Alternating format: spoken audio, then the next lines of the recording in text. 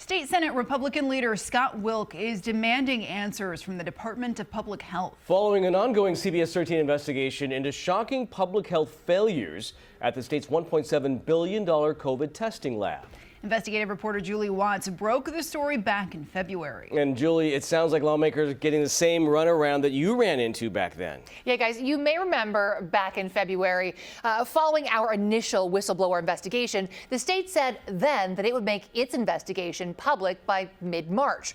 Well, now 7 months later, we're still waiting, and problems at the lab continue as a $1.7 billion contract is set to renew at the end of the month. They're jeopardizing people's lives. Unlicensed lab techs watching videos and sleeping while processing COVID samples, test swabs found in lab restrooms, incidents of contamination, swap samples, and tens of thousands of inconclusive COVID tests. Those were just the first of many shocking revelations from inside California's $1.7 billion COVID testing lab at the taxpayers' expense. They really want public to know that this lab should not continue operating like this. More than a dozen whistleblowers came forward months ago to expose what they say the state tried to hide. The public deserves to know what's going on in their state lab, and everybody deserves to have correct results. The California Department of Public Health initially denied the allegations, calling our reporting irresponsible, then quickly changed their response. Turned out, state inspectors already knew what we knew, later acknowledging they had found significant deficiencies at the lab months earlier, but never told the California taxpayers who were paying the tab and relying on those COVID results. Every patient sample deals with somebody's life. In a press release, the state downplayed the problem, stating at the time there were only 60 wrong results and 250 samples that couldn't be tested due to lab errors.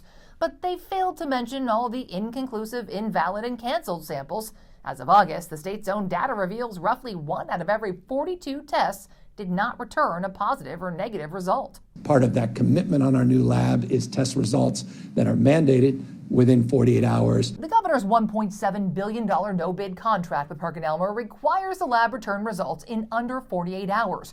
But now at its peak, the lab's ranked among the slowest in the state, returning between a third and two-thirds of recent COVID results in more than 48 hours. This COVID just keeps taking stuff away from us, And as we first reported in May, schools have struggled with false positives from the state lab, keeping healthy kids quarantined for weeks.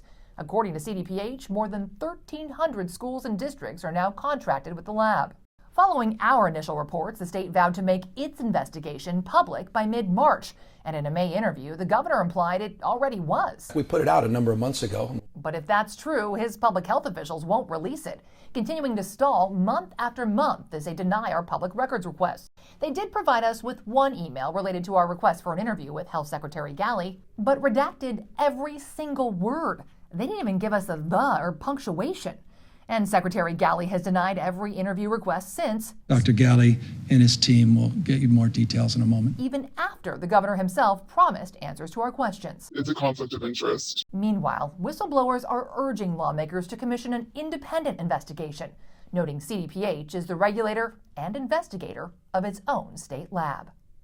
Now, in this letter to Dr. Galley, the Senate Republican leader details how lawmakers have struggled just like we have to get answers and demands the state provide a concrete date for the final public report. Now, CDPH tells us unless that $1.7 billion contract is terminated, it will auto-renew under the same terms at the end of the month.